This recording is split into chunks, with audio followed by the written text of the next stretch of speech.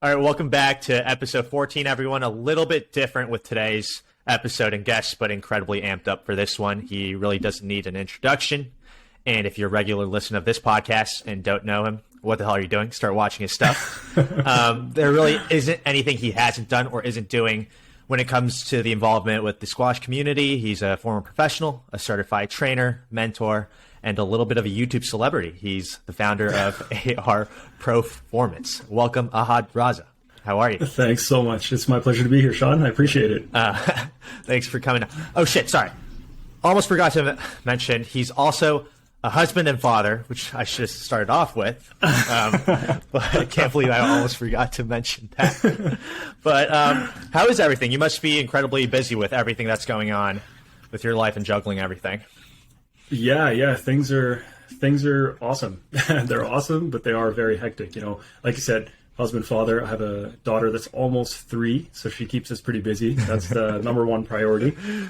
And then the mentoring stuff. So I'm doing a bunch of stuff virtually. Obviously, the YouTube videos take a lot of time. Yeah. But there's the virtual mentoring that I'm doing with kind of like detailed video analysis work. And then there's the in-person coaching. And then there's some business stuff that's going on the side with like business consulting. And also really trying to juggle a bunch of balls and then figure out kind of what the optimal space to be in is. Right. Question about your YouTube. How did you start getting into, analysis of putting it out there for everyone to see? Well, I've been playing squash since I was about 14 or 15, so I started pretty late considering kind of the level I ended up reaching. And I love the game. I love analyzing the game. And one day during COVID, during lockdowns here in Canada, things have been locked down a lot more than they have in certain other parts of the world. So during lockdown one day, I said, you know what, I'm going to start creating some videos and we'll see what happens. And I put out the first one, and it got like 700 or 800 views or something like that. And I was like, whoa, this is kind of cool, compared to other YouTube things. Oh, no, that's millions of views in squash. Yeah, for squash. So I looked at that and I said, okay, this is pretty cool. It's working. People are clearly enjoying it. And then it just sort of evolved from there. One thing went to the next and so on and so forth. Got it. Yeah, no, I always, when I'm like checking out like the analytics of how I'm doing with the podcast, I'm just like, you know what? I can always look for, the goal is, getting it is out there, the views, the people, who want to see. So, always not trying to get too discouraged, but. Well, that's the thing, right? Like you gotta, the one thing I've learned over time is that the more I focus on the views and the metrics, the more it kind of distracts me. So when I just focus on putting my quality out there and I focus on delivering value, then everything sort of works out. And even when you don't get the views like that, also I'll give you an example. The most recent video I've put up is with Sebastian Beaumont. Yeah. And I think it's like filled with so much value and so much quality in it, but it has fewer views compared to many of the other videos. So I'm not thinking about the views. I'm just thinking the people that are watching that are benefiting so greatly. And I put my kind of heart and soul into it. And Sebastian was super open and upfront and everything. And at the end of the day, we put together quality and it'll get viewed by the people that view it. That's awesome. Is there a particular direction you want to continue ahead with, how you do with the YouTube channel in particular? Yeah, it's funny because when you asked how did I start the channel, I started it on a bit of a whim. And I don't have this crazy strategy about where I want to go. The thing that I do want to do is I want to get more of the pros on to kind of get more of the in-depth analyses with the pros. But I got to figure out because they're getting to these massive long videos. So they're almost like these masterclass videos. And most people don't have the time or the attention span to listen for an hour and a half or an hour, like 2 hours sometimes, right? Yeah. So I want to continue teaching people. I want to continue inspiring people with those shorter kind of 10 to 20 minute videos. But I also want to bring that like really in-depth coaching lens to it. But I have to figure out the appropriate way to bring that coaching lens. And the other thing I want to start bringing more is the mindset side of it. So I want to start talking to some of these really, really successful professionals and show people what it takes mentally to get there. Because the technical side, everyone can kind of understand what you need to do. You need to go on court and hit balls in a certain way, and there's a certain way to practice. The tactical side, you can understand their combinations. You have to practice these things, and then it kind of comes out in gameplay. Physical side is probably the most well-known because everyone knows about fitness and it's everywhere. There is a correct way to do it though, which sometimes gets missed. And then the mental side of it is kind of like that black box. So I want to try to shine a light on that black box a bit more. Yeah. So another follow-up question I had for you is, you seem to have such an analytical approach, and I think I read one of your articles about I think you said the movement is probably the most important component of the game. Do you think this, analytical thinking just comes from your nature, or does it have to do a little bit with your late start to the introduction to the game? It's a combination of all of it, I think, including my studies, my late start to the game. So I'll tell you, the way I started playing, like I said, at 14, 15, and the way I taught myself to play was sitting in my room at my desktop with a video of Jahangir Khan and Jansher Khan, who are kind of like my idols growing up. I'm originally from Pakistan, Pakistani legends, and I would have the mouse button in my left hand, hovering over the frame-by-frame slow-motion button on Windows Media Player, and then I had my racket in my right hand, and I'll basically go click, click, click, and I'd be adjusting my racket to see, how are they setting up their swing, how are they moving, and all of that kind of stuff. Yeah. So that analytical lens started at that age. I've always been more into math and numbers and all that kind of stuff. And then I studied economics, and I've done a master's degree in economics, and I worked at a financial institution for almost 8 years. So that analytical lens is kind of there. Yeah. So I think that's part of what I feel is a strength of mine, is merging and marrying the analytics with the passion, with the communication and the coaching ability.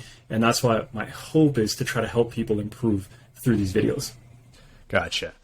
So just transitioning into what today's episode is going to be about, I thought, it'd be a good time to look ahead of 2022. And honestly, January has been not so great with coverage of squash with Houston Open and right now the Motor City. It seems to be on YouTube. And I thought, with no platinum events going on, what better time to discuss the players, going into 2022.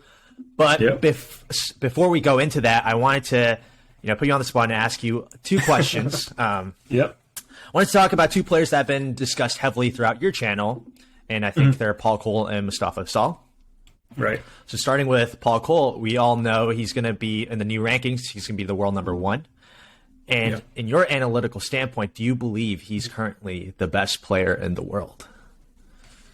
I think he is. He's right up there. So I don't think he's the best by like a massive margin.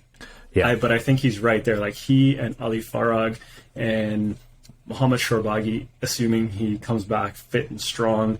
I think those guys, Mostafa Asal is there, but I think he's a little bit behind because of some of the other stuff that's going on with the controversies and all of that kind of stuff. The mental side of it potentially. But Paul Coll's evolved a ton over the last 6 months to a year. And he's called Superman for a reason. Yeah. Super fit, super fast, picks up everything. But a year or 2 years ago, he was basically a retriever. He was a sponge, and he didn't have much attacking. He had a solid foundation, but for that level of squash to be winning those matches, to not have your body suffer after every match, you need to do a little bit more than just retrieve. And that's the thing that Paul Coll has systematically added so effectively over the last year or so. It's almost like every tournament you see, and he's like incrementally better. At first, it was the drop on the one hand, on the forehand. His drop became really good. Then his drop on the backhand became really good. Then his volleys became really good. Then his volley cross courts became really good. Then his nicks became really good. And then he's just applying that marginal pressure in more situations than he could previously. And he doesn't make a ton of errors. Mm-hmm. So that's a really good recipe.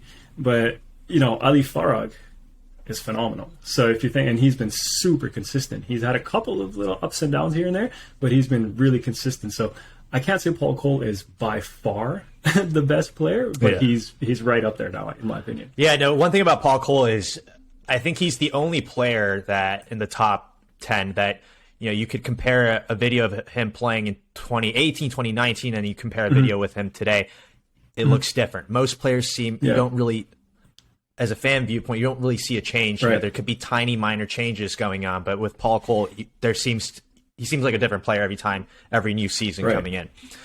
And it's interesting too, because a few years ago he genuinely had a pretty basic game, right? Yeah. So it's easier to identify some of those changes when you have a basic game to start with, and then suddenly you add in 3-4 more shots.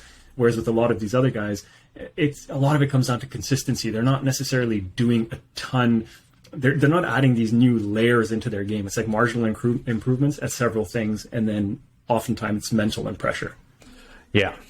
when you're that high. I mean, not when you're like 30, 40 in the world, then you do have those improvements. But when you're already like top 5, then it's a little different. Mm-hmm. Now, the second question is, if you were to interview Asal tomorrow and you could get an honest, unfiltered answer out of him, what would the question be? Oh, man. That's a tough question. It would probably be... I would say... Do you... I don't even know what I want to say. I have so many questions when it comes to Asal. Yeah. I would probably ask him something related to how does he want to be remembered when it's all said and done. Because I think that is going to dive into his rationale behind the way he plays and the way he approaches the game. So it probably wouldn't be a super direct question like, yeah, that's a layered one. Yeah. Or do you think that you're blocking, or are you doing it deliberately, or is your movement sketchy? Do you know, like, whatever, right? Like, I wouldn't be something like that, because those are assumptions that I'm making at that point, right? Mm-hmm. I want to understand, like, at a deeper level, kind of what's going on in his mind, and if I could chat with him, that's how I would approach the conversation. Yeah. Okay, so going into what this episode's going to be about. Before this podcast, I asked Aha to pick out 5 players he believes should be on everyone's radars coming into 2022. I didn't really give him a set criteria on how he should be picking the 5 players, so it's fully his thoughts. And because who better to get these thoughts on? I mean, I'm no expert on all the players, but I'll give you my thoughts. But yeah, let's get into it. Who's the first player we got? Yeah, so I tried to think of this from several layers, and maybe I'll share the criteria just to kind of give people some ideas about what to think about. And I have them written over here, so I'm going to glance at my notes real quick. Yeah. So I was thinking about elements like accuracy, consistency, how many options players have, what their game style looks like, what their evolution has been like, their mental toughness, how they handle pressure, their hunger and motivation, and then potentially physicality, so injuries, health, that sort of thing. So it's kind of like longevity, motivation, style of play. So those are the sorts of categories I was thinking about at a high level when I was thinking about these players. And the players that I have, and I wouldn't say this is in ranked order. The first 2 are interchangeable. It'd be like Paul Coll, Ali Farag. Mohamed Shorbagy, if he's healthy, is right there interchangeable in those 3, in my opinion. I think Mostafa Asal is someone to really watch out for as well. Joel Makin, I think we really need to watch out for. Then I have like a little list of wildcards, in my opinion, because these guys are up and coming, or they're really good, but they haven't been that consistent. So from that perspective, I think Tarek Momen has to be in there. I think Mohamed Abouelghar, so skilled, but not that consistent. Dessouky, same thing, not that consistent, and then mentally a little bit up and down. Same thing with Abouelghar. Diego Elias, physically a little bit up and down. And I thought Youssef Ibrahim is coming out pretty strong, and he's like super crafty and talented. So I think he's someone we should be watching out for as well. I mean, there are more, but this is kind of the list I came up with. So wanted to like go down into breakdown of each player. Should we start off with Asal? Yeah, let's do it. Yeah. Well, at the end of the day, like, Asal's just a beast, right? Like, he's the raging wolf for a reason. So he's so strong, he's so fit, he's so fast, he plays the game so dynamically. I think he's taken everything to another level when it comes to how crisply he's hitting, how explosively he's covering the court, playing through interference, like all of that stuff. I think he just, and he's hungry. He's young and he's hungry and he wants to move up. So I think when you put all those layers together, he's definitely a recipe for disaster for some of these, like the world number 1, 2, and 3. And you know, he's been challenging Ali Farag pretty consistently when they've been playing. He's beaten Shorbagy over the last few months. So I think Asal, like, he's just a given that we have to be mindful of him. The side we also have to be mindful for is some of the controversy, though, right? Yeah. So he has that suspension right now. Hopefully that doesn't happen again, because if that happens again, obviously, like, he's not playing, right? So that kind of takes away from that. But yeah, I think Asal for sure is someone we need to watch for those reasons. So 2 questions I have for you for Asal is, you know, you mentioned earlier about your criteria is evolution and longevity. What do you think needs to happen in terms of evolution of his game? And also, do you feel his game is fitted for longevity? So I think the way he moves right now not the most, it's not conducive to longevity. He's so hard on his body with those crazy movements, the diving, like all that kind of stuff, splits, all those kind of things at a younger age. And everyone's body is different, right? So it's hard to say, but you would imagine that with that much wear and tear and pounding on the joints, probably not conducive to crazy longevity. So he probably needs to do something when it comes to that to kind of manage the style of play. Because you've seen that even with Ramy Ashore when he was younger, he would be like flying all over the court. And unfortunately, he had those injuries over the years, right? Yeah. So I think there needs to be some sort of management of playing style when it comes to Asal so that he isn't putting that much wear and tear on his body. And you see it with all the older players, like as Nick Matthew got older, as Gaultier got older, everyone started switching more to bike sessions instead of like track sessions or court running and that kind of thing. So I don't know what Asal's training looks like off court, but he does play very aggressively on court. So if he's balancing that really effectively and his body's so strong, maybe he'll be okay. But I mean, in my opinion, it's maybe not the best approach. So that was longevity. Evolution of game, I think, and this goes back to the question you asked me, right? Like, if I were to interview him, I would ask him how he would like to be remembered. What sort of legacy would he like to leave behind? So if his desire is to leave a legacy that says, I was one of the fairest, most dynamic, kind of game-changing style players, then I think there needs to be a bit of an evolution when it comes to some of his movement and things like that. Although I would imagine, this is just me putting up conjecture, the suspension is probably related to some of that stuff. So if that's the case, I'm assuming that he's probably reflecting on why he received the suspension. And if he is doing that reflection, he would come to recognize, okay, what are some of the changes I need to make so that this does not happen again, so that I can be out there playing. So hopefully this suspension gives him some of the time to reflect, and then he makes some of those changes so that he can come back and be a slightly different player if his legacy is aligned with some of the things that I mentioned. Yeah, I think in a recent interview with Squash Radio, they kind of asked him about the legacy thing. How would you like to be remembered? And I think it was briefly answered. It was towards the end of the interview, but I think he was going on the lines of, I want to be remembered as someone who put it all out there. Which I guess he's on. It does show. Yeah, that's what he's doing. His current character, yeah.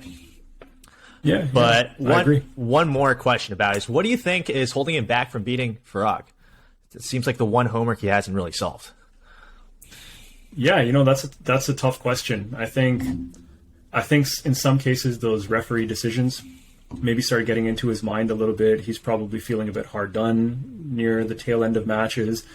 Ali Farag is so tough because he also just keeps absorbing. He gets on the volley early. He takes time away from you. Like, Ali Farag extends the rallies a bit more than most other players do. And Asal probably isn't able to finish the rally quite as early as he is accustomed to or would like to do. So one of the things that like PJ and Joey and all these guys talk about is Asal's aerobic capacity, right? So when someone I'm making an assumption that Asal is extremely fast twitch muscle fiber, very explosive, very plyometric. So those short, sharp rallies serve him better than longer, medium pace, drawn out rallies. So I think what Ali Farag does is, because of his ability to absorb and is just like resetting on the volley and stuff like that, he extends those rallies a bit more. And he uses the hold and the angles and stuff like that. So he makes Asal work a little bit more. Against most of the other players, he's not being made to do that same level of work with the start-stop stuff. So I think a bit of fitness stuff maybe gets into his mind. I think the decisions get into his mind a little bit potentially. And when you're playing Ali Farag, it doesn't take much to fall back, right? Yeah. Okay, so moving on to the next player, I think it'd be fitting to talk about this player after Assault is Mohamed El Shorbagy, who I seems the polar other end of spectrum where, he's a lot older, more experienced, talk about longevity and evolution. What are your thoughts on Mohamed and why you think he should be a player to watch for 2022?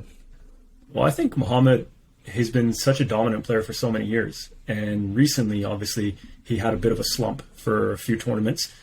And I don't know exactly what's going on, but physically, if you compare a video of Mohamed from 2 years ago or 3 years ago compared to very recent tournaments, he looks a lot thinner and he doesn't look quite as strong as he used to look. And Mohamed's game has historically been, an aggressive, hard-hitting, fast-paced game. And when you're not physically up to par or up to scratch for that sort of game, it's really like you can't do it, right? And that's what we noticed is he'd get in those matches and he would just like hit this wall. And most players do hit a wall at some point, but they typically can move past that wall. They get a second wind or a third wind. With Mohamed, it looked like he was really struggling. And it could be a nutrition thing. It could be the way he's been training, or he's been focused on a different aspect of training. I don't know. But the reason I think he's so dangerous is because he has a tremendous amount of experience. His body is pretty healthy from my understanding. Like, I don't think he has any ongoing injuries. His game style, like his ball control, his awareness, his options, all of that stuff is deadly. And the guy's probably hungry now because he's probably thinking, what the heck is going on? Like, this is not how I want to be playing right now. Yeah. And he's not that old. Like, he still has a few years ahead of him, I think. So he's probably hungry to come back and prove himself. So I think he's going to come out strong. Yeah, no, I think people commonly mistake him as being very old, but it's just because he's played on the tour for such a long time. Yeah, how old is he? Is he like 30, I think? Yeah, he's not more than 30. Yeah, early 30s or 30. Yeah. No way. Yeah. But wanted to ask you about then, moving on to Paul Coll. What do you think Paul Coll needs to do to cement himself at the top spot and make sure he continues to stay there? Well, I think the thing with Paul Coll is his mindset, right? Like, his mindset is first and foremost everything we've seen Superman. It's just like never give up. He's relentless. So I think that's something he's just going to continue to do. I think he needs to continue to be smarter with his approach to the game, which even based on the interview he and Joey Barrington did recently, he's being far more thoughtful. Like, let's say his CrossFit training volume, he's brought that down significantly. So he's keeping his body healthier and fitter instead of just grinding it out and continuing to grind it out and risk injury. So I think for him, he needs to continue the thoughtful approach to the game, managing his body. So with Rob Owen, he's obviously been doing a lot of stuff to add those shot options to his game. So if he continues to take that methodical approach to maybe add another shot, to maintain his consistency, to stay injury free, I think then he's going to become dominant, in my opinion. If he keeps adding another layer and keeps taking this systematic approach, I think he'll become dominant. Because there was one match, I don't remember which match it was, but there was one match that he played not that long ago where I was like, man, this is kind of reminiscent of Jahangir Khan, because Jahangir Khan would come out and he'd basically like wear his opponents down. And he typically had like more fitness than them. And depending on what time, what era we kind of looked at, he added that backhand volley drop really effectively, and he kind of added another dimension to the game. Pace, power, fitness, and then a bit of attacking. So I think if Paul Coll can continue to add that attacking layer to it and add more options maybe from the back of the court. So right now he's really good in the front. Now he's added the mid. If he can add attacking options and maybe some holds and stuff like that from the back of the court, in addition to what he's already been doing, and he stays healthy, I think he's going to be tough to beat. Yeah, a question I have for Paul Coll is the idea of longevity. As someone who bases his game so much on fitness, and I know we've been speaking a lot about the additions to his game. Yeah. Do you think his current way of movement is fit for longevity? Well, I think that's what he and Rob Owen, that's something that they have been working on and that they're probably going to continue to work on, because I think he was saying, even in that interview with Joey, he was saying that, he'd be diving and Rob would be like, what the hell are you doing? And he said something like he never saw John Cher diving, right? I think Paul Coll's movement is becoming pretty efficient. I think part of that is not just his movement technique. Part of that is also reading the ball, reading the game, reading your opponent, looking at the quality of your shot, and then hedging your bets a little bit or getting a good understanding of anticipation and stuff. But I'm not saying he can't anticipate. I'm just saying that as you improve that skill even more, then it makes your movement seem that much more efficient. Yeah. Wait, real quick on a side note, this is something that I've always been curious about, is the different eras of players.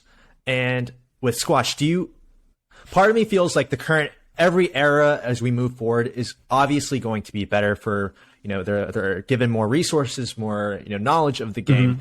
But do you buy into that argument, or do you feel that any top player from another era could fully, transition into the current era? I know that's a oddly phrased question, but if that makes sense. I get it. I think, it's like Mike Way. I remember I talked to Mike Way about this, and his idea, which I agree with, was that if you take Jahangir's game from 1988, and then you take John Cher's game from 1994, and then you take Jonathan Power, Peter Nicol from the early to mid 2000s, if you just take them with their game, it wouldn't stack up to the current game because it's super dynamic. But if Jahangir or Rodney Martin or John Shea or whoever it was were born in this era, they would definitely adapt to the game. Mm-hmm. And they would be dominant, maybe not like 10 years in a row dominant, but they would definitely be dominant because they had all of the attributes that made to make them successful. So the game has evolved, the technology has evolved and all of that, and you can't compare that to today, right? It's like in sprinting, if you look at sprinting from 100 years ago, or let's say 50 years ago, the surface for sprinting was different. They didn't have the same kind of cleats. They didn't have the same technology. You know, there wasn't as much traction. So they're obviously going to be slower. But if you put those same people in with current training methodologies and current technologies, then it will be just as fast as the top guys right now. So that is my opinion. Yeah. All right. Yeah. I was always curious about that because it seems in squash in particular, there's always comparisons with, past players. So that'd be a really relevant question. Yeah. It's impossible to compare. Like if you put John Shea in today's game, and let's say John Shea was 25 years old right now, he would probably be world number one or something like that right now because he would have the same work ethic. He would have the same dedication. He would have the same like physical abilities to move and everything, except it would be dynamic with modern equipment on a lower tin, and he would adapt to play this aggressive game. Yeah. And he had the anticipation and everything, so it would just kind of translate into today. Yeah. Moving on to Ali Farag now. What do you think he needs to do to regain the top spot and, really figure out the Paul Coll homework? It's really been flipped the past couple events with Paul Coll seeming to figure out how to play. Yeah. With Ali Farag, he's got a pretty complete game. Like the one thing that pops up every now and then when I watch him is that he has a tendency to cheat or poach a lot to volley the ball. Mm-hmm. And I think Paul Coll and some other players, when they're in the zone and they're aware of that sort of movement, Ali Farag is getting burned a little bit on the cross court. So for example, when the player, say Paul Coll's in the back left, Ali Farag is like hunting over to volley that ball in the back left. Paul Coll sees it, and then he hits that quality cross. Because of Ali Farag's movement quality, he's still able to get most of those balls, if not all of them, but he's under pressure. So I find that he's maybe doing a little bit more work than he might need to. He's controlling the rally the way he does, and he's volleying the way he does, but he's just doing a little bit more unnecessarily. So I think that's one thing that he could work on if he wants to. But at the same time, he's hedging his bets and saying, hey, I have a 80% success rate at anticipating. My movement will cover me for the other 20%. I'd rather put that 80% bet on volleying and then putting more pressure on my opponent. And if he catches me, I'm going to reset the ball. So, with Farag, that's kind of like the only thing that I see him getting burnt on a little bit. There's a little bit of maybe mental stuff now and then where he gets a little bit tired or he hits like the wrong shot or something like that. But his game it's pretty complete, right? Like he's got he attacks from the back well, he attacks from the front, he defends, he moves well, he's pretty fit. Like I've never seen him really get tired in a match. I mean, there's been a couple of times actually where if he's had the back-to-back hard matches, like when he's played Asal, for example, in the quarters, which he always seems to be. Yeah, he always gets him right. So maybe there's something on like longevity of fitness, like through a tournament. So like endurance as a tournament goes on, maybe that's something he could look at. But I mean, anyone who has like this massive 5-setter, and if you have like 2-3 massive 5-setters in a row, you're going to be tired by the third or fourth match. Yeah. So yeah, tough to say. And one thing that, in comparison with him and Paul Coll when they get matched up, it seems pretty obvious on just a fan standpoint that Paul Coll is utilizing the lob particularly a lot with Farag. Now, one question I have is, you don't seem to see that a lot with other players use that tactic. Do you think that just simply has to do with Paul Coll being very good with the lob and him thinking that that's a weakness of Ali Farag? I was always curious why other players don't implement this tactic as well. The lob. Well, it could just be something that Paul Coll wants to do, because if he's hitting kind of at mid-height, Ali Farag loves volleying that ball mid-court, right? But if you're getting the ball past him, well, all of a sudden Farag's volley's not there. Or if it is there, he can't attack a ton from that position.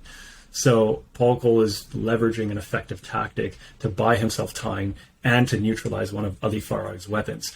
Now, you have to be in a good position to hit a good lob. So if you mess that lob up, now you're in trouble. So maybe Paul Coll feels really comfortable and competent with the lob. His movement and strength and stability allow him to execute that lob effectively. And he's realizing, I'd rather do this, because Paul Coll also has that like patient mentality, right? He's down for 100-shot rallies if that's what it's going to take. Some other players be like, oh man, I don't have the fitness to play for 2 hours with Ali Farag, whereas Paul Coll is saying, let's go, right? Like, let's go for 2 hours. And then that's probably why he's saying, just going to reset, do something. If you want to force it from here, take your chances. Otherwise, let's reset the rally and keep going. And this is where that mental toughness side comes in, and kind of playing to your strengths really shines in these examples. Yeah. Speaking of toughness, I'm excited to transition to the next player, Joel Makin. I think. Talk about toughness. He's the epitome of that. Talk to us about a little bit about Joel Makin and what he needs to do. And it's, I mean, that match against him and Paul Coll, he seemed like he really had him at the black ball, but unfortunate injury. Injury. Yeah, I know. Yeah, Joel Makin to me he and Paul Coll are very similar in that sense, where you see progressive improvement in Joel Makin as well. He has that crazy fitness base. He has that very dynamic, explosive movement as well. And before, again, he used to be more retrieval, more attritional sort of style. Now he's been adding the volley drop, the volley kill, the cross volley drop. So he's been adding that attacking element to his game as well. So I think for him, it's very similar to Paul Coll, in my opinion. Clearly staying injury-free, given the most recent injury, but it just comes down to that incremental improvement with some of those attacking options, because he's been having some tough matches with Shorbagy recently, like Mohamed El Shorbagy. He had a bunch of 5-setters and stuff. With Paul Coll, he had such a close match. So I think he's right there. He just needs to continue putting a bit more attacking into it, which he has been doing. So it's just a matter of seeing again, has that become ingrained in his mind enough?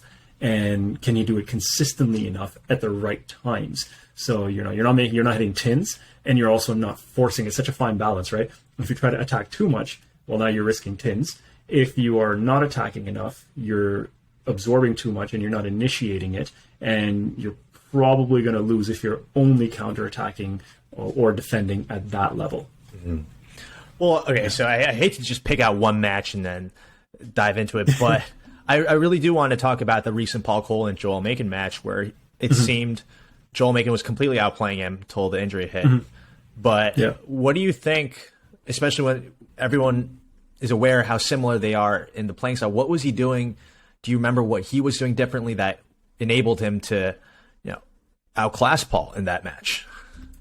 I probably have to watch that match again, because I remember watching it. I don't remember a ton of details about it off the top of my head right now, but presumably I'm going to make a guess that it just comes down to a little bit more high percentage pressure and attacking.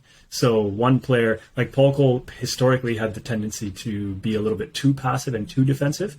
If you're playing, if two guys have a similar game style, like Joel Makin and Paul Coll, where they are based on that fitness and strength and retrieval and all of that, whichever one is being slightly more aggressive with the attacks, whichever one is being a little bit more proactive, that's the guy that's going to come out on top. So I'm going to venture a guess and say that's the case until I go back and watch the match and I give like a definitive reason. So that's my opinion. And the other thing is, like, on one particular day, like you said, it's kind of unfair and hard to make a judgment on one match. But on that particular day, maybe Joel Makin was just like in the zone and he was seeing the ball and he was putting in those attacks with quality, and maybe Paul Coll was a little bit off. And that could be the difference on that day. I always think it's a tough matchup when it's Joel Makin and Paul Coll, and I think that I want to assume that would get Paul Coll a little edgy when they're matched up together, just because of he knows that his greatest weapon of, being patient in 100 minutes is not going to really work with Joel Makin. So, I think it makes him second guess his proactive nature that he's really trying to implement as of late. And I think that makes him, go back to his old ways of being not that, aggressive, staying in the back. So I think that's why it's always a interesting matchup when those two play, because they're both a little on edge. Right. But would love, because would love to get your video analysis on this one. Maybe I'll have to go back and watch that match, because you're absolutely right. Like, if Paul Coll plays I don't know, we'll just pick someone, let's say Abouelghar, because we know that Abouelghar sometimes mentally gets a little soft at the end of games. So if Paul Coll is playing someone like that, or someone who's weaker, he will say, I don't really need to do much because this guy's going to crack before me. And he could even be more passive and the other guy will probably crack. Or the other guy's going to have to just rip nicks and hit outright winners, which again, is like a 10 winner kind of thing, which may or may not be favorable. Yeah. Whereas, like you said, when he's playing Joel Makin, he knows that he can't just be passive and sit back. And maybe that's, like, to your point, he has to be more proactive, and maybe the nerves come in because he has to be more proactive. Yeah. And he knows he isn't going to get too many cheap points out of Joel Makin. And he's not going to tire him out either, the way he might tire out someone else who will then start giving you the cheap errors or the loose balls. So yeah, I think you're probably absolutely right about the mental side of it with that matchup. Yeah.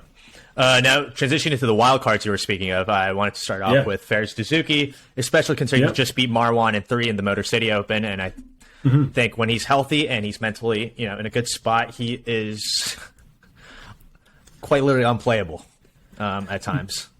I agree with you. Like Farag, he's so strong. I think it's that gymnastics background they reference. He's so strong. He's so explosive. He has the hands. He has a shot making ability. The thing that's held him back is some of them have been injuries in the past, and then the other thing has just been his mindset. He gets, again, this is not a jab against him. It's based on kind of some of the videos. He has a tendency, I think, to falter a little bit with referee calls. Yeah. So if a call or multiple calls go against him, he gets a little bit shaky and on edge, and then he kind of like almost gives up. And I think if the match gets really tough, sometimes he also gives up. That's not consistent. It's more the referee calls and kind of the mental side of it that gets him off, I think. And if he can fix that part of his game, just shifting maybe some of his beliefs around it, accepting that sometimes things are going to suck with referee calls and I just got to move on. And by arguing, it's not going to help me. It's probably going to make things worse. I think some of those sorts of things can help him realize his potential more, in my opinion.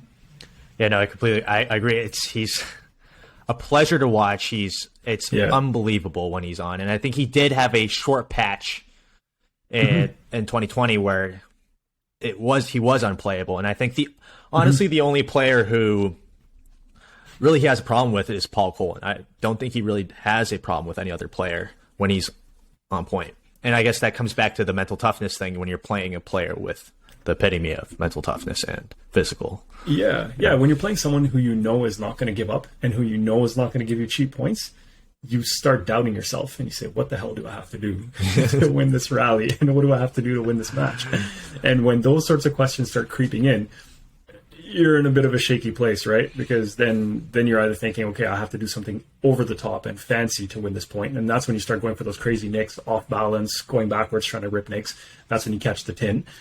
Maybe you hit some, but you're definitely going to start hitting some tin, or you're opening up the court. And when those sorts of things starts happening, then the other guy also recognizes it, and it gives the other guy a little bit of a momentum, like a mindset, mental boost.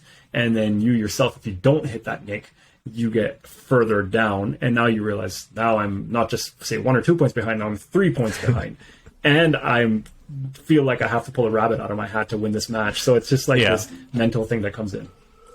Yeah, it's interesting. It's very interesting, and that happens at all levels with all players, and some of them deal with it better than others. And actually, at the highest level, that mental side of it is the thing that separates players most from one another, especially at the crucial points of the game. Yeah, he's a tough one. Seems like he could be world number 1 tomorrow, but the mental side is holding him back. Another player that you mentioned is Youssef Ibrahim. I don't know if you follow college squash, but he's currently active in college squash, but he's graduating this year, and he's fully going professional after, and he's an exciting prospect. What are your thoughts on it? Thoughts on him? Yeah, man. I think Youssef is supremely talented, really creative, super deceptive. He's really fast. I think he has a lot of potential. He has a lot of tools. Again, young guys, probably needs a little bit more experience to start beating those top guys consistently. Probably needs to be a little bit more patient at some points. I haven't seen too many like really recent matches, but some of them that I do recall, he had a tendency at some point to hit too many errors at some points, trying to be a little bit too fine with the attacks, maybe not resetting when he should. It's kind of like live by the sword, die by the sword sort of mentality, I think, with Youssef. Yeah. So I think if he brings a little bit more of that structure and that patience and that discipline with his hands and his speed and everything, he's going to be deadly.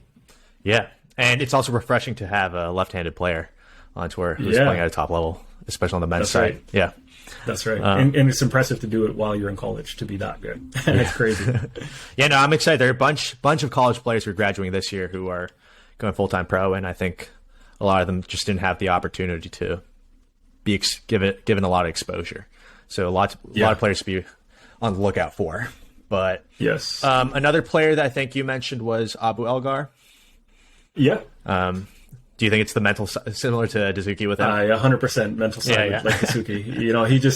He does so well. There have been matches, I don't remember who he was playing, but there have been matches where he's up 2-0 and then he loses like 14-12 in the fifth or something like that. Yeah. And he'll be up 2-0. He'll have match balls in the third. He'll lose that, and then he'll lose in the fifth. Like that sort of stuff is just like the clear sign of him doubting himself, of him maybe not having the faith and the belief that he should be winning. I don't know exactly what it is. It would be interesting to talk to him about that one day. See kind of what sort of mental chatter he has going on at those critical points of the match. But 100%, super talented. Movement is crazy explosive, covers the court so well, but just can't seem to finish it when he really needs to. And that's not an easy task. I have struggled many times at my own level to finish out matches after being up 2-love and whatnot. And I know what that mental chatter sounds like for me. I'm assuming it's probably something similar that's happening to him, but that's something you can train. It takes a lot of practice, a lot of belief. Yeah, I think that covers it with all the players, or did I miss a player that you mentioned? I had mentioned Diego. Yes. And I mentioned Tarek Momen. Yeah. So let's get for me, let's do it quickly. With Diego, I think he has so much potential, so much talent. Ball control is awesome. He reads the game really well. He controls the pace really well. He's fluid. He never looks like he's working that hard when he's on court. But I think it's been like a bit of a physical thing for him on and off, where he's had some injuries and stuff. And then I think his fitness to play at that like really fast pace, day in and day out for 5-setters and stuff like that, in the past has been a bit of a challenge for him. And then there's obviously the consistency part. That's the thing that differentiates the world number 1 from the world number 5 or the world number 8, is that the world number 1 shows up to every tournament, tournament after tournament. With Diego, like he won that tournament a few months ago, but outside of that, he's not consistently reaching the finals or the semis and whatever. So I think for him, a little bit of fitness, maybe a little bit more consistency, maybe with mindset. With Tarek Momen, he was the last one I had mentioned. He's a little bit older now. I think he's 33. Obviously super talented. But I think with Tarek, I remember when he was like world number 1, or he's right around there. He played really well a couple of years ago. And the main difference in his game then was that his length was just so accurate. And he has that tax. He has that volley drop. He has a cross volley drop.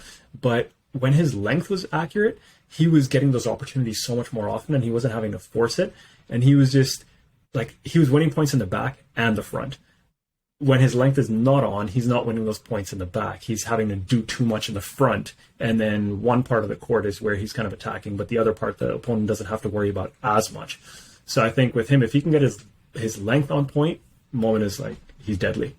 You think Momen has it to be back as or to become world number 1? Because he seems always so right there, but just doesn't seem to get to it. It all depends on his motivation these days, to be honest. That's why I put him as a wild card, because, he and Raneem had a child. Right. I think that's about a year old. So depending on where his motivation, his focus, all that sort of stuff is, that, in my opinion, is what would kind of decide whether he's going to consistently reach that level to be world number 1. Now, he's a crazy awesome player, but if his focus is on his family and his wife and his son, well, then he might say, I'm happy being 2, 3, 4, 5, whatever he wants to be in the top 10, while maybe spending more time with his family or something. And that's awesome if that's the choice he's making, right? So it would be interesting to hear his thoughts on kind of what his ambitions are for PSA and for how much longer. Yeah. Got it. So before we finish this off, I'm gonna kind of get to know you better by doing a quick fire segment. These are just fun questions to ask. There's a couple squash related ones and then a couple life related ones, and just entertain this. Starting off with your thoughts on best of 3. I like it, but I kind of like the best of 5 because it tests you more. It tests the fitness a little bit more. It tests best of 3 is cool from entertainment because it's shorter, but I like the best of 5 is kind of like the real deal. Yeah, I don't know. That's my opinion. So do you think the current layout system right now with 1 or 2 events with best of 3 is well done? I think having 100%. I think having that mix is good. And then I think in some of those tournaments where they have the first few rounds of best of 3 and then the final is best of 5, I think that's a cool mix as well because it keeps players healthier. Because best of 5 day after day, if you have, like we said, 2, 3, 5 setters, like you're ruined, right? Like you can't perform and then it's not really a fun final. Whereas if you have 2, 3 gamers, but then a 5 gamer, like it's more manageable. So I think for crowd spectators, player longevity and all that kind of stuff, I think it's good to have a mix. Thoughts on goggles and squash for professionals? I wear eye guards all the time. There like Jonathan Power. There's a famous like poster of Jonathan Power promoting eye guards because he got hit in the eye and he had like blood and all sorts of stuff everywhere. I think they should wear them just from a safety perspective. Yeah, they don't look cool. They get in the way a little bit. They probably fog up and stuff for them. But I would put safety first because I don't think it hinders your ability to play by any means. And in fact, it would probably give players an opportunity to kind of wipe the sweat off a little bit, take the break when a little bit more, that kind of thing. Solo practicing or practicing in groups? Which do you think is more beneficial? Both. You can't. It's not one or the other. Which do you favor? Like you personally, which do you like? See, I grew up, so it depends. Like I think early on in the season, you probably want to do a lot of solo, and you probably want to do some solo all the time because it really just gives you the time to get the feel right. But there's nothing like training with other people because you never play squash by yourself, right? And so I'd say early in the season, definitely do more solo, especially if you're working on some technical aspect. And then when it comes closer to season time, you definitely want to be doing more hitting with other people to simulate an actual game. Thoughts on commentators for squash? Well, what do you want to know about commentators? No, like do you like listening to commentators when you are watching squash, or do you rather not want them? No, I do. I think the commentators add a sense of like just fun and jokes and jovialness, especially when Joey and PJ and stuff they talk about some random stuff and then there's squash in it. So I think that's fun. And then those guys are so close to the sport that they give you a lot of context about players and stuff like that too, and kind of the behind the scenes. I think it would be, for most people, it would be boring without the commentary. Sometimes I watch squash without any commentary when I'm analyzing it because I don't want to have the bias of what they're saying. I want to study the video myself. So anytime I do my videos, I put the audio, I turn the audio off. Oh, that's pretty cool. Yeah. So, but I think for most people, it would be boring if they only heard the squash ball.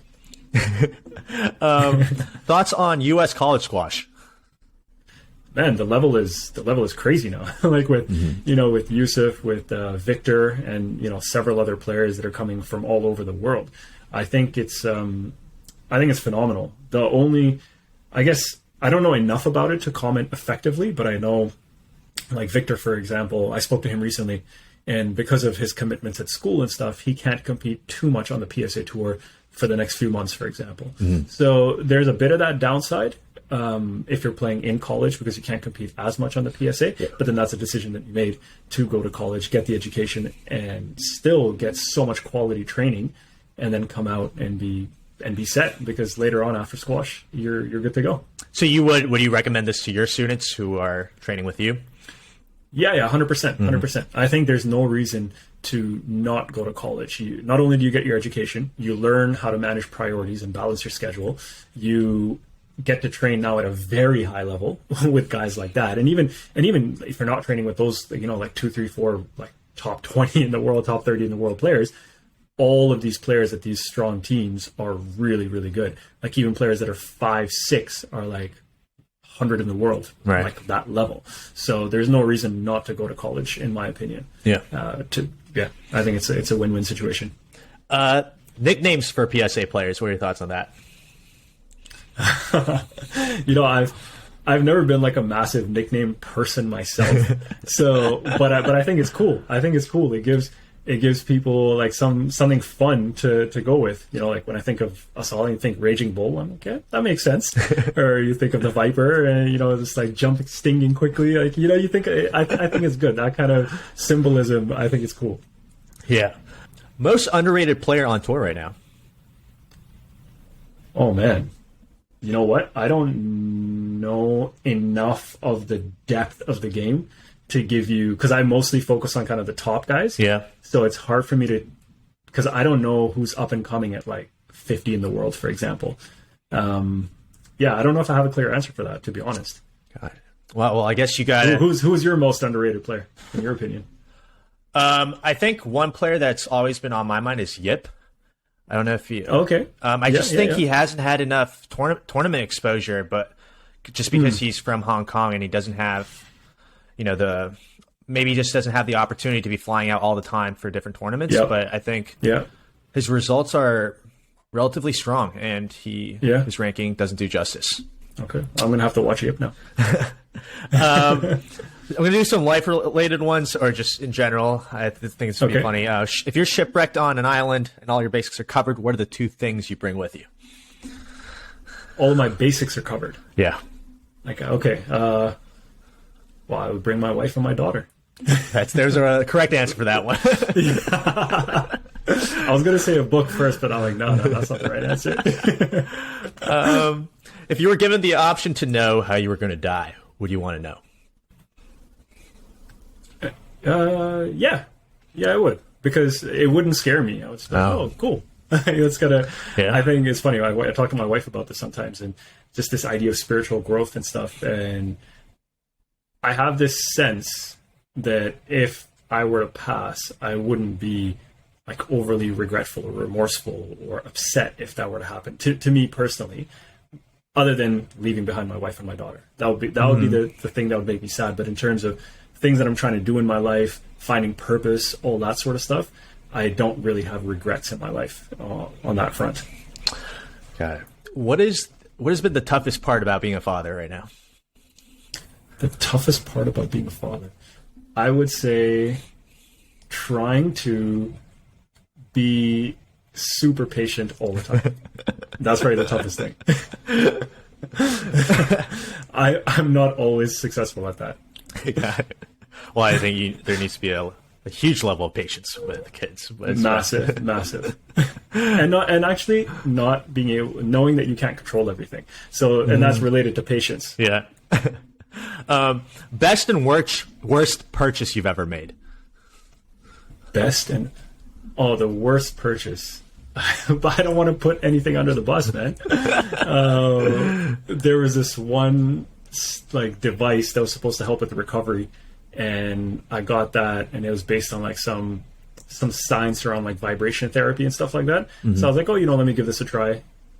Never really used it much, didn't really feel any different. So I would say that would be the worst. I'm not going to tell you what it was, but that would be the worst.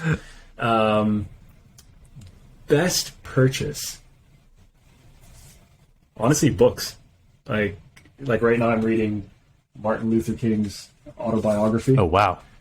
This one is like such an awesome book. Reading Mahatma Gandhi's autobiography as well. So books are definitely the best purchase. And then, I mean, on a practical level, outside of knowledge here, I'd say laptop and stuff, so I can create these videos. The essentials, yeah. Yeah. Biggest pet peeve? Biggest pet peeve? It's funny. I was watching your... I did a quick look at your interview with Chris Hansen, and I kind of like skipped around. I jumped around in it, and I landed on, I think, exactly this question: biggest pet peeve. And I actually reflected on it after that, and I couldn't think of one single thing that really bothers me. Yeah, like I literally couldn't think of one thing that like genuinely bothers me. There might, yeah. Well, I mean, you must be a very patient person. I think maybe you're.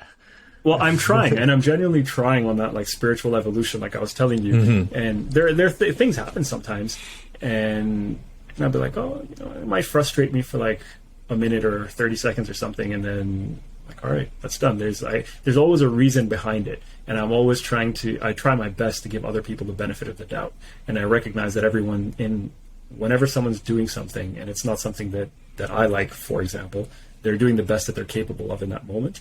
And at the end of the day, the only thing that I can control is myself, my reaction to it, and so on and so forth. So maybe for that reason, I guess there isn't anything that really just like gets on my nerves, for example. Yeah. Oh, you're really setting the bar high from the future now. Because usually people just go at it when I ask this question. Last question is, who is your currently active on tour? Who is your favorite player? Is there a certain player that you have a little bias for? I don't have like one that stands out above everyone else. Mm-hmm. I really admire Coll for his consistent evolution with everything he's doing. I love Ali Farag's demeanor and his fairness, his desire and willingness to applaud his opponents, doing all that sort of stuff. So I'd say probably those two, but there's no one. Like if Rami was still on the tour, I'd say Rami. Yeah, I must agree with that one. yeah. So that's what I would say. Yeah. But okay, I'm gonna wrap it up there, folks. Again, thank you so much, Ahad, for joining me on this episode. And if you're listening to this, don't forget to subscribe to AR Proformance. It's for killer squash content, and it never disappoints. And thank you again. Thanks, Sean. Yeah. I appreciate it, man. Thanks for having me on.